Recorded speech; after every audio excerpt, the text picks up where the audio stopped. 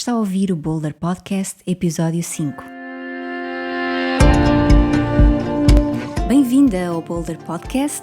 Eu sou a Cristina Correia, a sua coach de aceleração de carreira, criadora da Boulder Blueprint, o passo a passo para afirmar a sua voz corporativa, alcançar reconhecimento profissional e acelerar a sua carreira.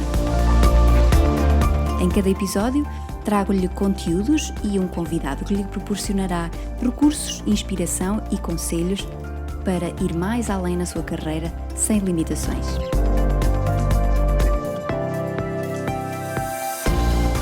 O meu convidado de hoje atua como consultor de comunicação, como copywriter, como criador de conteúdos e foi jornalista e produtor editorial e coordenador de programas desportivos na SIC Notícias, um período em que abriu também as portas ao mundo digital.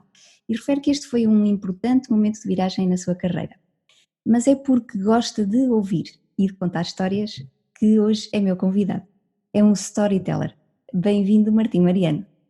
Bom dia, Cristina. Obrigado pelo convite. Eu é que agradeço imenso, porque acho que o storytelling, vai ser aqui o tema da nossa conversa, é um tema muito interessante para explorarmos para os profissionais, e nomeadamente para a nossa audiência, né? As profissionais. Por isso, já lá vamos. Eu gostava de começar por te perguntar, ou por te pedir para nos falares um pouco mais sobre o trabalho que fazes.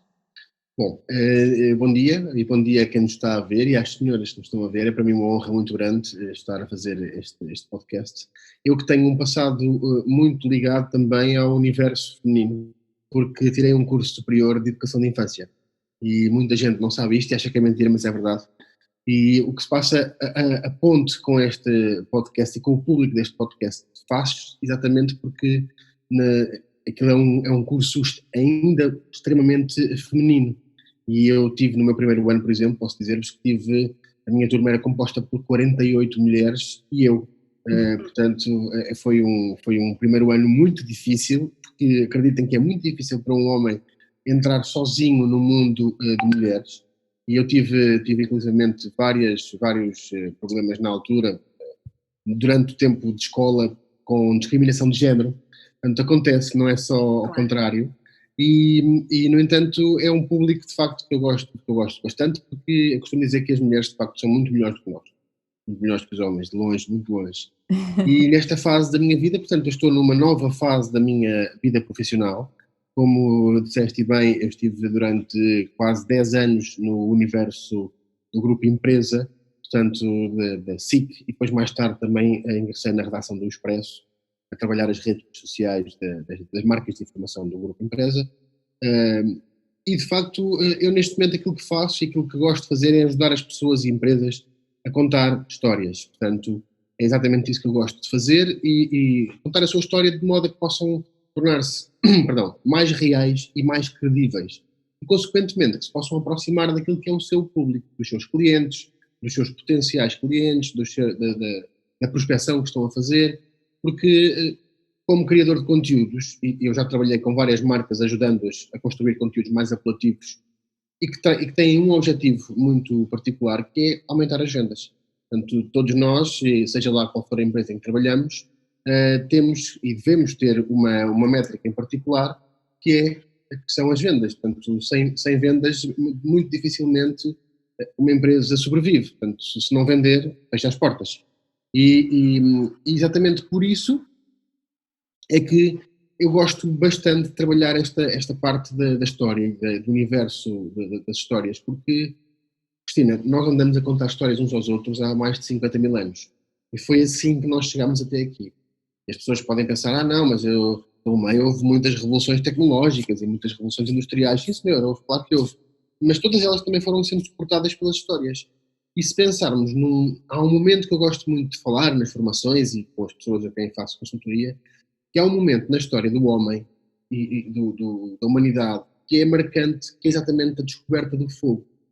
E quando nós descobrimos o fogo, há toda uma vida que se prolonga e que começa a aumentar a esperança média de vida logo por aí, porque deixou de haver a noite cerrada. Ora, e o que é que acontecia na noite cerrada? Os homens eram muitas vezes atacados pelos animais, que na altura ainda eram predadores. Ora, passando a ver o fogo, nós passamos a prolongar o comprimento dos dias e passamos a reunir-nos à volta das fogueiras, contar histórias uns aos outros. E histórias de quê? Histórias das caçadas, histórias das batalhas que tínhamos, histórias das lutas com animais, das conquistas de territórios, de tudo o que ia acontecendo naquilo que era a vida naquelas sociedades, prolongou-se e começou a ter ainda mais riqueza à conta deste momento tão marcante que é o domínio do fogo por parte da humanidade. Ora, posto isto, nós hoje em dia sabemos que estamos a assistir a uma época em que quase tudo o que é marca comunica através de histórias. E porquê? Porque já perceberam que as histórias têm muito mais impacto do que a venda direta e do que a venda do hard sell, como se costuma dizer. E, portanto, no fundo, aquilo que eu faço hoje em dia é exatamente tentar ajudar as pessoas e as empresas a contar a sua história da melhor forma, sobretudo nas plataformas digitais, para que consigam aproximar-se o mais possível das pessoas e dos clientes e dos futuros clientes que querem alcançar. Portanto, fazendo uma venda mais subtil, não é? Sim, exatamente, uma venda. Porque, como é óbvio, como eu dizia no início, o objetivo será sempre o mesmo. O objetivo será converter aquela pessoa que passa de um seguidor para um fã e depois de um fã para um comprador. Portanto, é preciso, na mesma, tentar assegurar essa jornada do comprador, mas, ao mesmo tempo, se nós pudermos dar às pessoas e mostrarmos a jornada do herói, e quando eu digo a jornada do herói, falo na jornada, muitas vezes, que todos nós passamos, e eu procuro fazer muito isto, que é mostrar às pessoas, também eu, o profissional que elas estão a contratar, já passei por muitos momentos difíceis, já passei por momentos que eles próprios me trouxeram muita resistência, muita resiliência, mais capacidade de fazer mais coisas, de aproximar mais das pessoas. E se há coisa que as pessoas me dizem com muita frequência, é que sentem, por exemplo, e naquilo que eu faço, que é escrever, que é a grande mais-valia profissional que eu tenho, naquilo que eu escrevo as pessoas conseguem sentir e dizem muitas vezes que eu consigo sentir-me próximo daquilo que tu contas, eu consigo sentir-me que aquilo já aconteceu comigo e que há coisas destas que podiam ter sido comigo e, portanto, isso aproxima muitas pessoas. É a tal empatia que eu falava, não é? Nós sentimos mais próximos dos seres humanos que partilham histórias semelhantes com pontos de contacto na vida connosco e, por consequência, também nos afastamos mais de pessoas com quem não temos este tipo de proximidade. Portanto, é isto, no fundo, que eu faço. Muito bem. E que estou a começar agora também a fazer com mais insistência, para além de dar formação também em algumas destas áreas da comunicação. Falaste também de empresas e pessoas. E Sim. falando das pessoas e de profissionais em concreto, e para o desenvolvimento da sua carreira e gestão da sua carreira, como é que achas que o storytelling pode ser útil, mais especificamente? Olha, eu acho que o storytelling pode ajudar e muito a aproximar as pessoas dos seus clientes. Pode ajudar a que se facilmente, por exemplo, a que eu me integre com mais facilidade num novo emprego. Eu me integre, neste caso, não entregue. Que eu me integre mais facilmente num novo emprego. Pode contribuir para que a pessoa se torne mais empática, para que a pessoa se torne mais afável, mais preocupada com o bem-estar dos outros. Porque, no fundo, o storytelling é muito isto. Eu posso dizer-te que, desde que comecei a trabalhar esta vertente aqui a nível digital, portanto, há cerca de 2 anos e alguns meses, que uma das coisas que eu tenho a absoluta certeza que consegui fazer em mim e provocar foi eu tornei-me melhor pessoa, certamente.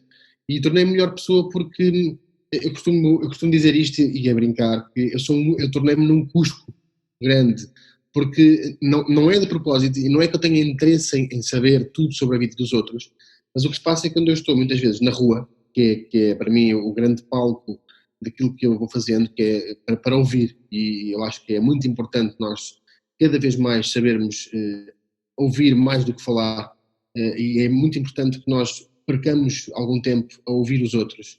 E o que me acontece é que muitas vezes estou na rua e estou a ouvir histórias do que está a passar à minha volta. Eu estou sentado, por exemplo, se for lanchar a algum lado, em alguma esplanada, os meus ouvidos automaticamente, o meu cérebro começa a procurar algum tipo de referências de coisas que estão a acontecer à minha volta. Não que eu faça de propósito, que eu quero estar ali com o olho na conversa dos outros, mas de facto acontece. E acontece também que eu acabo por me dar mais atenção e preocupar mais com o bem-estar das pessoas e com aquilo que é também aqui a sua vida profissional. Eu dou-te um exemplo, eu faço isto muitas vezes, as pessoas no LinkedIn, por exemplo, de quem eu sigo e de quem eu gosto da atividade profissional e daquilo que publicam, eu muitas vezes, quando vejo, por exemplo, alguma gralha, algum erro ortográfico, eu vou por trás, por mensagem privada, e vou dizer à pessoa, olha, não queres experimentar fazer isto assim? Ou ainda, vou-te dar um exemplo, ainda agora, há cerca de uma semana, fiz isto com a Mónica Menezes, de quem eu gosto muito do conteúdo que ela publica, e mandei-lhe uma mensagem a dizer isso, olha, Mónica, estava agora aqui no teu post e vou-te dar uma dica. Experimenta fazer quebras de linha no teu texto. Separar uma ideia, uma frase, um parágrafo. Uma ideia, uma frase, um parágrafo. E ela ficou tão agradecida, tão contente. Disse, pá, a sério, eu já tinha pensado nisso, mas de facto nunca me tinha dado para o fazer. E foi experimentar, mudou o post e disse, já ganhei o dia. Já ganhei o dia porque, de facto, uma pessoa que eu admiro perdeu o seu tempo para vir aqui dar-me um conselho na escuridão da privacidade, entre aspas, mas um conselho que visa só e somente uma coisa, que é melhorar a experiência dela e a experiência de quem a segue. E, portanto, é muito isto que eu gosto de fazer. Eu gosto muito de ajudar as pessoas. E claro que muitas vezes nós damos-nos mal, não é? Porque há muita gente em que ajudamos e depois as pessoas não reconhecem ou não ficam, não agem como deviam, não reagem como deviam, não fazem um payoff como devia ser feito. Mas faz parte da vida, portanto, é mesmo assim. Eu não vou deixar de o fazer só porque isto acontece. Agora, de facto, acho que sim, acho que mesmo em termos posicionais, se eu contar, por exemplo, imaginemos que eu sou uma pessoa que estou à procura de emprego, e se eu começar a partilhar com as pessoas que me seguem as dificuldades que eu tenho encontrado nessa mesma procura, certamente, e eu já vi isto acontecer várias vezes aqui no LinkedIn, certamente que vamos chamar a atenção da nossa rede e da rede que nós criamos e que vamos criando, e essa rede vai fazer uma coisa muito boa, que é, essa rede muitas vezes, quando gosta de nós, vai interceder por nós. E se isso acontece, é exatamente porque as pessoas se sentem próximas. E para as pessoas se sentirem próximas, isto é uma bola de neve, não é? É uma pescadinha de rabo na boca. Para as pessoas se sentirem mais próximas, eu tenho que dar mais de mim. E como é que eu posso dar mais de mim e mostrar mais de mim? Contando a minha história. E isso pode começar por questões tão básicas como o About, a secção About do LinkedIn, por exemplo. Exatamente, Ou exatamente. também podemos utilizar, por exemplo, numa reunião ou numa reunião com Exatamente. podemos Uma introduzir apresentação. Uma histórias. apresentação que vamos fazer a uma empresa, por exemplo, numa proposta comercial que estamos a fazer, numa proposta para podermos, pedem-nos uma proposta para podermos ir, por exemplo, criar um currículo de formação, nós podemos aproximar-nos e tornar-nos mais próximos daquela empresa. Primeiro, se soubermos o que aquela empresa faz ou o que aquela pessoa faz. Depois, tentar relacionar essa mesma atividade com a nossa. E começamos a criar aqui pontos de entendimento que vão facilitar muito mais do que se eu fizer seguir aquela via de contacto pura e dura de sales, só de venda, onde o único objetivo é vender, quando a primeira coisa que nós temos que fazer, acho que não é preocupar-nos em vender, é sim preocupar-nos em captar a atenção das pessoas, em fazer com que as pessoas percebam, olha, deste lado está alguém sério, está alguém que se preocupa, está alguém que de facto tem aqui um valor humano grande, que é uma pessoa empática, que está aqui genuinamente interessada no que eu tenho para dizer e que não está aqui a tentar única e exclusivamente sacar-me dinheiro ao bolso. Portanto, e citando o Gary Vaynerchuk, que diz isto constantemente e é sempre bom repetir, nós temos que nos preocupar em dar e só depois já temos dado muito, é que ficamos em posição de poder pedir alguma coisa de volta. E acho que há ainda muita gente, e sobretudo eu vejo isto muito no LinkedIn, há muita gente que pede e só depois é que se preocupa em dar alguma coisa. E, portanto, assim acho que o resultado, cada vez mais, porque nesta era da atenção em que nós vivemos, em que não temos tempo para nada, cada vez mais, se nós damos aos outros e damos tempo, é isto que é uma medida de grandeza incomparável, se nós damos tempo aos outros, automaticamente passamos a mensagem de que eu estou disponível, portanto, eu posso ajudar. E isso, certamente, 90% das vezes vai ter um volte-face de ok, quando for preciso eu pedir ajuda, alguém estará aqui disponível para me ouvir e para me ajudar. Olha, e Martim, relativamente a homens e mulheres, achas que há diferenças no uso de storytelling dentro da experiência Não, que tens? nem por sombras. Acho que a única diferença está de facto na riqueza das histórias de cada um. E sobretudo isso, portanto, na forma como eu conto a minha história, como eu me aproximo das pessoas por contar essa minha história. Ora, daquilo que é a minha experiência, isso treina-se. Ponto final. Portanto, qualquer um de nós pode ser melhor storyteller amanhã, depois. Portanto, estamos a falar de um jogo. Isto é um jogo que se joga com as nossas emoções, que se joga com os nossos sentimentos. E mais do que qualquer outra coisa, é um jogo que se joga com palavras. Portanto, neste campo em particular, eu tenho a certeza absoluta que homens e mulheres estão em completo pé de igualdade. E eu já vi grandes contadores de histórias homens, como já vi grandes contadoras de histórias mulheres. Portanto, isto no fundo vai muito da forma como nós treinamos a nossa capacidade de o fazer. E estou certo que 90% das mulheres, a grande parte das mulheres que são mulheres mães, que são mulheres também em casa, não é? Portanto, que vivem numa relação, têm tanta história para contar. Têm tanta história sobre aquilo que é, o quão difícil é ser mulher neste mundo devorador dos negócios onde, de facto, é muito difícil. Eu sei que, porque ainda percebo que ainda é muito difícil ser-se mulher e ao mesmo tempo ser-se empreendedora e ser-se mulher de negócios e ser-se CEO de uma empresa e tudo mais e tudo mais e tudo mais. E portanto acho que não há de facto qualquer tipo de superioridade de um género sobre o outro. E eu, se me permites fazer aqui uma referência, eu agora recentemente conheci pessoalmente uma mulher de armas, que ao mesmo tempo é diretora de comunicação e de marketing da FNAC, que é a Inês Condenso, e que tem uma presença e que se nota e que se sente que é de uma mulher confiante, de uma mulher que lidera, que sabe que sabe o que é que faz, que certamente tem imensas histórias para contar, imensas histórias para contar, um percurso profissional que mostra isso mesmo. Ora, como eu dizia, não há qualquer diferença, porque se não há diferença naquilo que são os requisitos para ser líder de um grupo de gente, para um homem ou para uma mulher, também não há diferença na capacidade que este ou esta tem para contar histórias. E, portanto, felizmente já começamos a ver cada vez mais mulheres, por exemplo, a contar histórias a nível profissional, a fazerem stand-up comedian, por exemplo, a serem comediantes, a enfrentarem um palco e um público para os fazer rir. Como nós sabemos, é uma coisa muito difícil fazer rir alguém. É muito mais fácil fazer chorar. Portanto, é muito mais fácil contar uma história triste que arranca pena às pessoas do que estar a contar uma história para fazer as pessoas rir. É preciso dominar bem essa arte de estar em cima de um palco, de ouvir o público, perceber quando é que eles estão a rir, quando é que eu tenho que me calar, quando é que eu tenho que fazer uma pausa, quando é que eu tenho que pegar novamente, quando é que eu tenho que dizer uma piada. Portanto, não. A resposta final, não. Não há qualquer diferença entre homens e mulheres nesta nobre arte do storytelling. Sim, disseste muito bem que é um treino, não é? É um treino, isto é um treino. É como escrever. Eu estou sempre a dar este exemplo, que é, eu para escrever melhor, e eu sigo sempre o conselho do meu escritor preferido, que é o William Faulkner, eu para escrever melhor, eu leio muito, muito, muito. Eu passo os dias a ler, eu leio de tudo. Eu leio revistas cor-de-rosa, eu leio revistas de especialidade, eu leio jornais, eu leio artigos online, eu leio livros, eu leio romances, eu leio livros técnicos, eu leio de tudo aquilo que me aparece pela frente, para perceber como é que se faz bem e como é que se faz menos bem.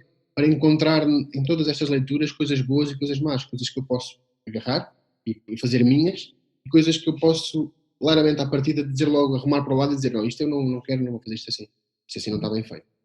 E, portanto, acho que o treino é a principal arma de um storyteller, é contar muitas vezes as mesmas histórias, repetidamente, às mesmas pessoas, aproveitar que temos amigos e família, que eles são os fofinhos e, em regra geral, não dizem assim muito mal daquilo que nós contamos e, portanto, contar vezes e vezes e vezes sem conta. Se eu vou a eventos, eu vou contar a mesma história nos eventos, tenho de contar, porque depois vou limando partes que não interessam, partes que eu percebo pelas reações do público que são muito boas e então isto é para manter, partes que eu percebo que, olha, se calhar aqui não houve tanta aproximação, isto não resultou tão bem, vou tirar.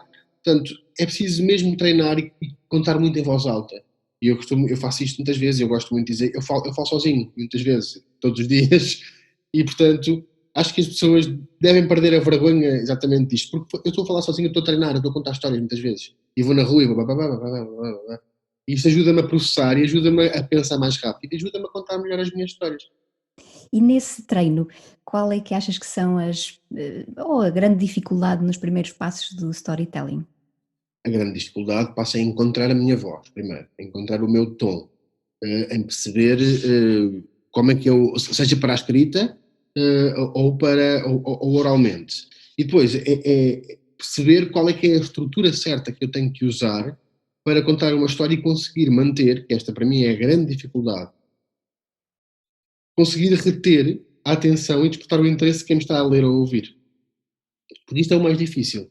E sobretudo, há vários conselhos que se dão às pessoas que, por exemplo, vão fazer talks daquelas ao género de uma TED Talk, que eu recomendo vivamente que vejam. Para quem quer contar histórias, vejam muitas TED Talks, porque há ali muitos daqueles locutores, daqueles interlocutores que são muito bons a contar histórias. Todos eles seguem basicamente a mesma estrutura. E se olharmos, por exemplo, também para os filmes de Hollywood, ou para a maior parte dos grandes livros que nós lemos, dos grandes clássicos, todos eles seguem uma mesma estrutura, que é a tal jornada do herói de um autor que é o Joseph Campbell, e que ele definiu esta jornada do herói, que tem composta por 12 passos, mas onde, no fundo, se resume muito à introdução e apresentação de personagens. De repente aparece um desafio àquela personagem que fica a pensar se vai ou não vai aceitar, depois aceita, conhece uma outra personagem, um mentor, regra geral, uma pessoa mais velha, que o aconselha, que lhe dá ali algumas ferramentas para a pessoa embarcar numa aventura. Depois, a partir daí, quando a personagem entra na aventura, não há volta a dar, já não há mais voltar para trás. E, portanto, a partir daí inicia-se todo um percurso com dificuldades, com momentos de provação e em que temos que enfrentar, pegar o touro pelos cornos, como se costuma dizer, e temos que enfrentar as dificuldades, e depois há a transformação, que é aquilo que nós fazemos para superar essas dificuldades e o que é que ganhamos em recompensa. E no final tem que haver uma mensagem muito clara.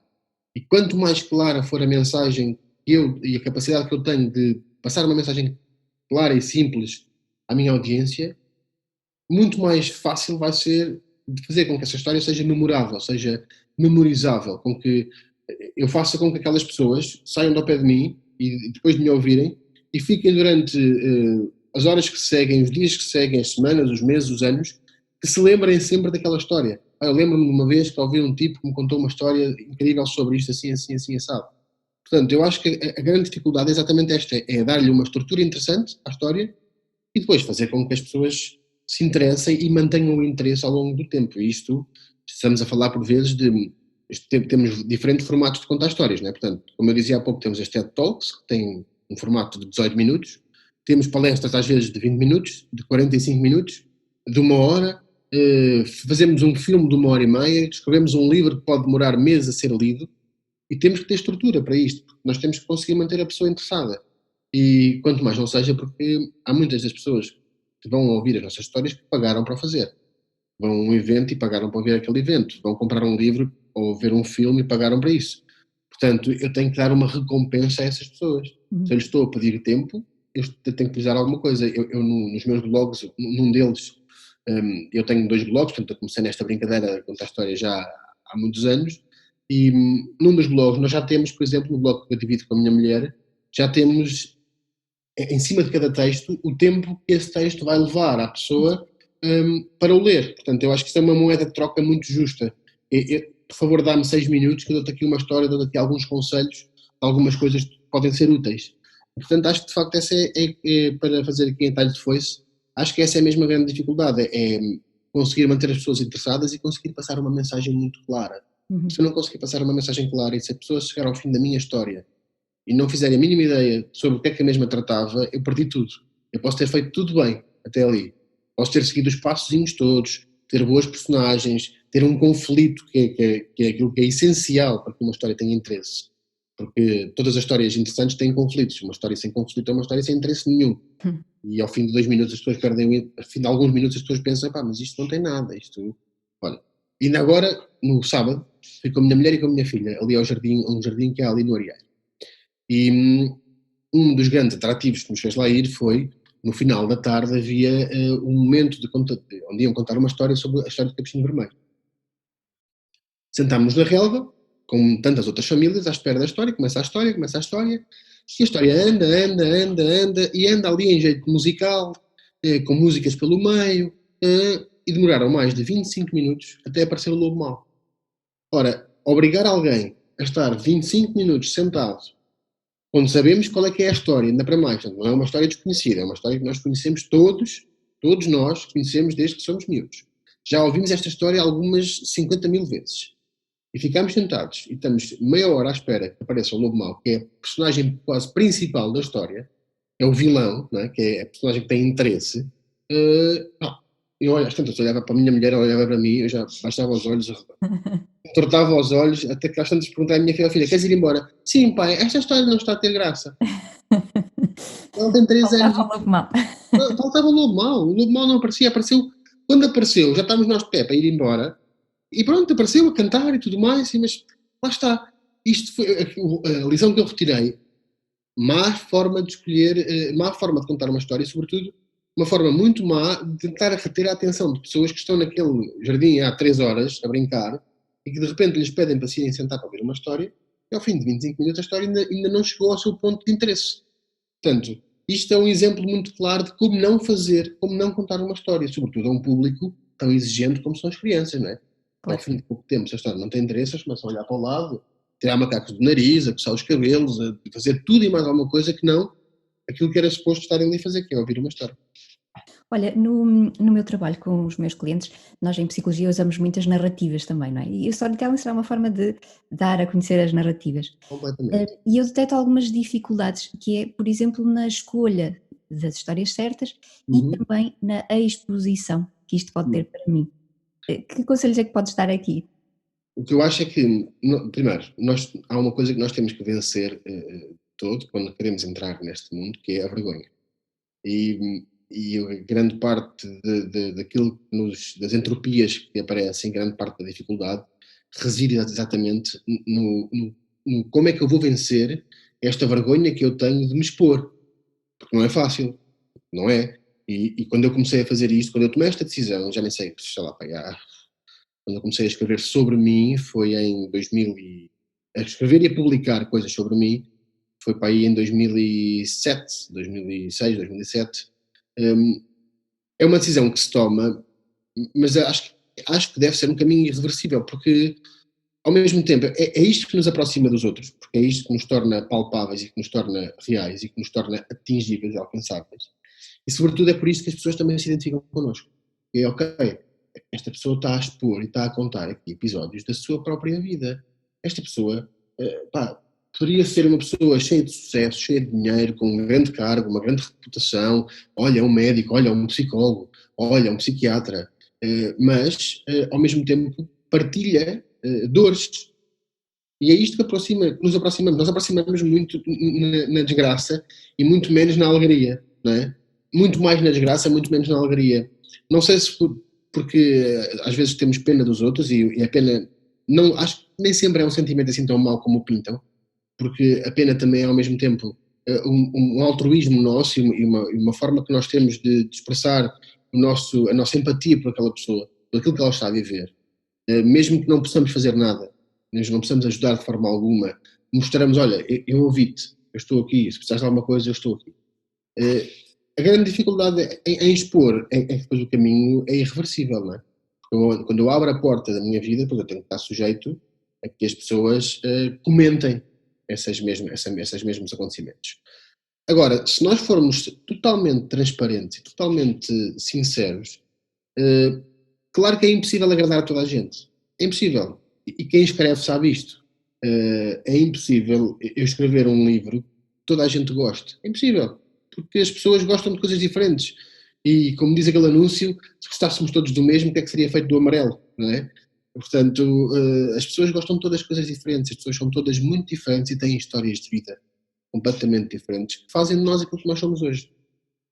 Eu não sou psicólogo nenhum, mas gosto muito destas coisas da mente e da psique, e agora vou abrir a porta para uma história pessoal, e porque vivi muitos anos com a minha meia-irmã, portanto, a minha irmã que tinha graves problemas psiquiátricos e com esquizofrenia e com bipolaridade, num trajeto que começou quando ela tinha apenas 14 anos e que terminou fez anteontem 5 anos com suicídio.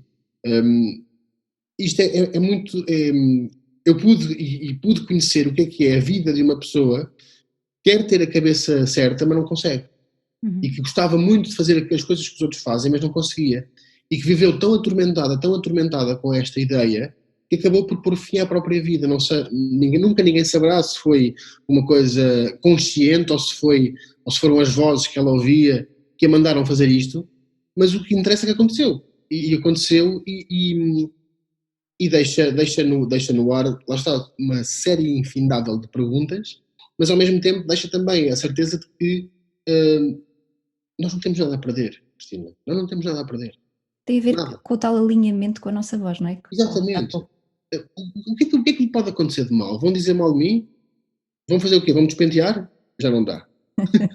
Despentear já não dá.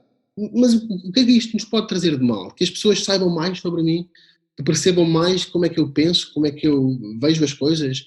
Não me parece que seja assim tão grave. Agora, de facto, nós temos muito medo de tudo aquilo que não conhecemos. Não é? E temos muito medo das reações dos outros. E damos ainda muita importância ao que os outros pensam e dizem sobre nós. E quando nós conseguimos. Isto é assim, eu sou igual, eu também dou importância ao que as pessoas pensam. É muito difícil não dar. Agora, há aqui diversos graus de importância que nós podemos dar a isto. E quanto menor for a. Nós levamos muito a sério. Nós levamos isto tudo muito a sério. Se calhar demasiado. Demasiado a sério, Cristina. Nós levamos a vida toda demasiado a sério e estamos sempre a pensar exatamente nestas coisas todas, nestas tricasinhas de o que é que alguém vai pensar, vai dizer, o que é que será que ele pensou, o que é que ele me vai dizer depois, será que vão gostar, que não vão gostar. Nós dependemos muito disto porque vivemos em sociedade. Mas quando nós somos capazes de não o fazer, mesmo que seja pontualmente, a sensação é tão boa. E quando nós fazemos alguma coisa e dizemos, eu não quero, estou um pouco marimbando para o que as pessoas vão dizer, porque eu sinto aqui dentro que é isto que eu tenho que fazer, é de uma leveza e de uma. E isto dá anos de vida. Isto traz mesmo anos de vida. Pode trazer muitas rugas, mas eu tenho muito, eu tenho 36 anos, mas eu passo a vida a rir. Eu Mas gosto que muito seja um de rir. sorrir, não é? Eu gosto muito de rir, muito, muito, muito, muito. E às vezes nós passamos por coisas na nossa vida que nos fazem sorrir mais. E eu passei por um cancro, portanto, eu venci um cancro. Eu tenho que sorrir, eu tenho mesmo que sorrir, porque senão vou andar aqui feito um estúpido e com um semblante sempre carregado e a achar que toda a gente me quer mal e que toda a gente vai pensar mal de mim e não ganho nada com isso, nada. Olha, já foste dando aqui alguns recursos, Martim. Agora gostava de perguntar que aspecto ou passo de ação é que podes recomendar para uns primeiros passos e para a superação destas dificuldades no storytelling? Bom, como eu dizia há pouco, eu acho que treinar é fundamental. Ler muito, ler em voz alta, filmar. Portanto, hoje em dia todos temos telemóveis, todos conseguimos ir à internet comprar um tripézinho pequenino que podemos pousar em cima de uma mesa ou em cima de um móvel, ou encostar o telefone, em último caso, encostar o telefone à parede, encostar um que é que seja, e pôr a gravar e ir ver, porque isto é um exercício muito, muito, muito bom de se fazer e muito interessante. Antigamente, como não havia isto, o que é que nós fazíamos? Íamos falar para o espelho, íamos ensaiar à frente do espelho. Hoje em dia temos telefones que filmam dentro do bolso, portanto, é agarrar no telefone, filmar, ouvir, e é uma experiência muito interessante, porque ao início a nossa voz é completamente diferente quando estamos a ouvi-la e fazemos aquelas coisas, mas eu falo assim, Quem é que este? horror, meu Deus, que é isto? A minha voz não é esta. Treinar, acho que é muito, muito, muito importante. Ir limando as partes que não são tão relevantes e dar mais força às partes com mais sumo, às partes que são mais interessantes, em que percebemos que de facto há mais conteúdo, em que o conteúdo é mais rico, é mais vivo. Como eu dizia há pouco, ver muitas TED Talks, ver muitas apresentações e perceber que de facto as melhores de todas são aquelas em que o orador conta histórias e consegue andar para trás e para a frente na ação, contando essas mesmas histórias. Depois, uma coisa que é essencial é, quando estou a escrever e quando estou a falar, usar sempre verbos de ação e verbos no presente.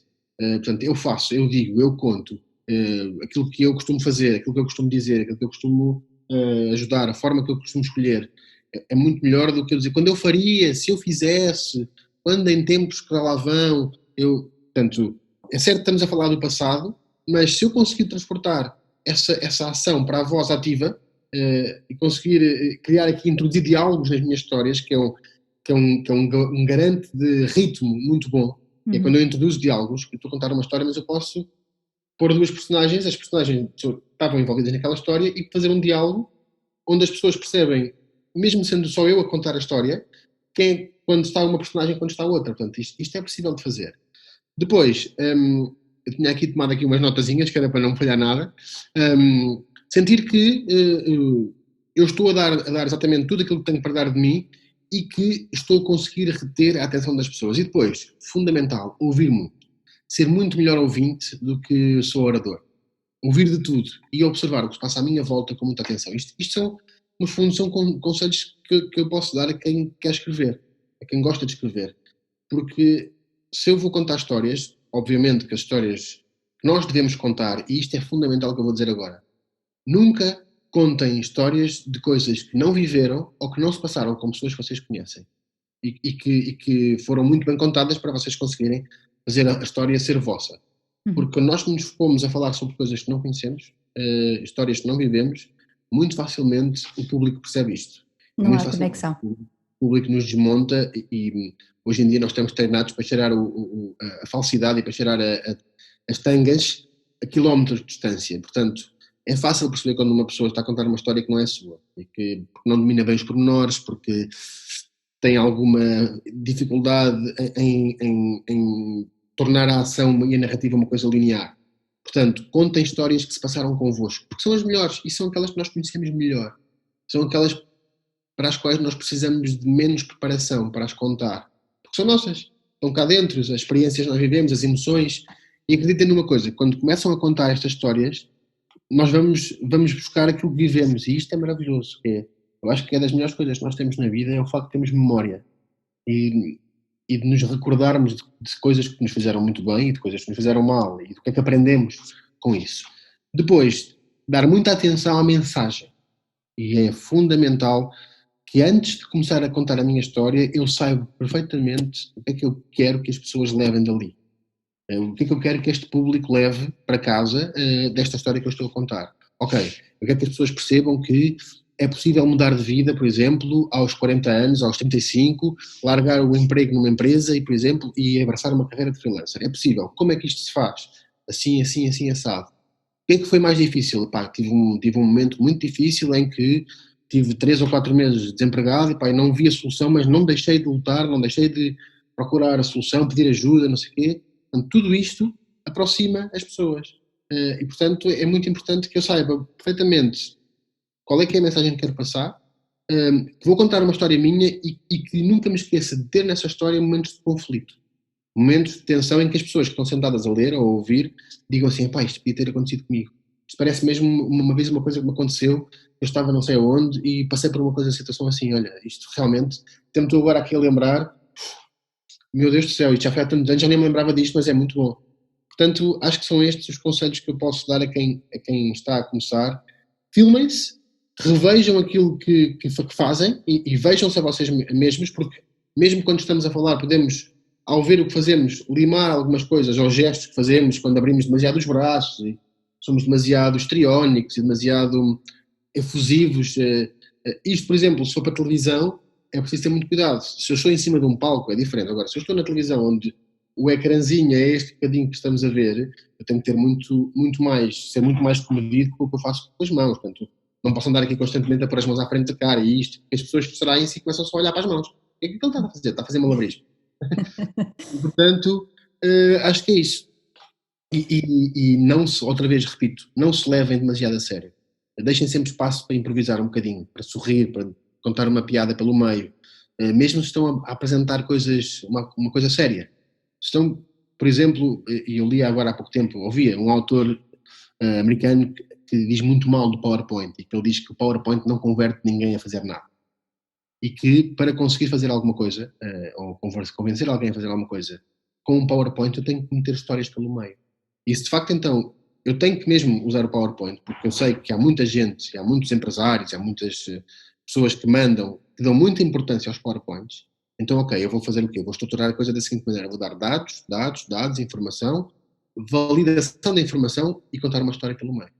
E Uhum. andar para trás e para a frente na história faz com que as pessoas, ok, ele está-me a dar aqui dados, mas está-me a contar uma história com estes dados. Está-me a mostrar como é que é possível eu perceber o que é que ele me está a querer mostrar com recurso apenas a histórias. E isto está ao alcance de todos nós, não é preciso tirar um MBA para ser capaz de contar uma história, não é? Uhum. Eu já vi muitas pessoas que são excelentes contadores de histórias, mas que são muito maus escritores, e muitas pessoas que escrevem muito bem, mas que não conseguem contar uma história oralmente. Portanto, isto está tudo. E o treino ajuda.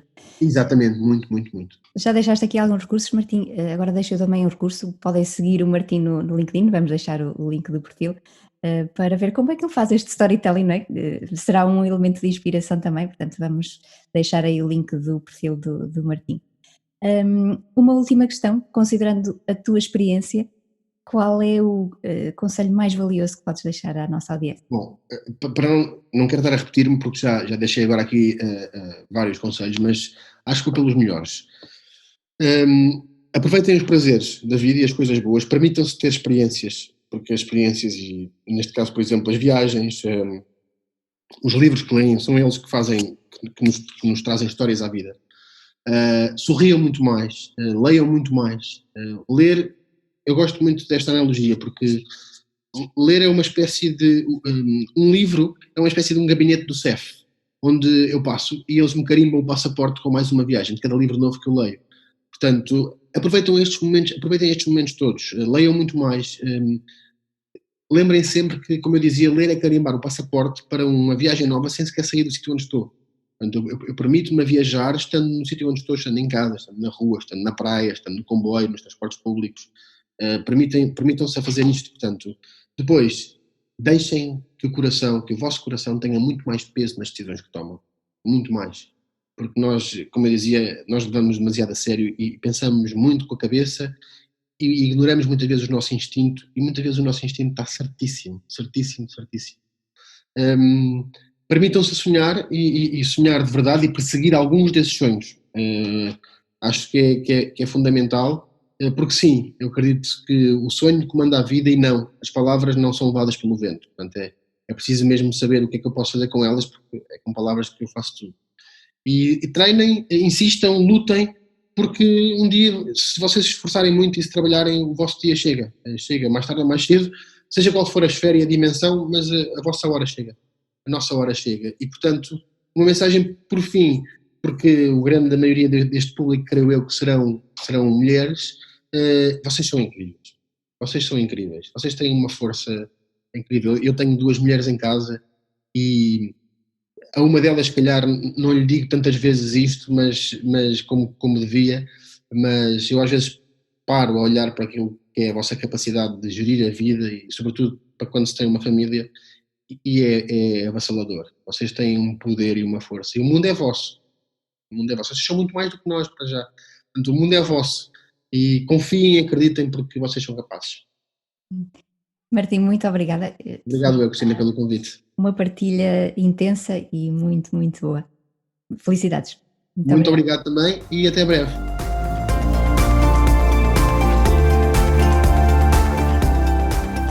Obrigada por ouvir o Boulder Podcast. Se gostou deste episódio, deixe o seu comentário. E para todo o apoio para afirmar a sua voz corporativa e acelerar a sua carreira, visite cristina-correia.com e encontre a solução à sua medida. Encontramo-nos no próximo episódio.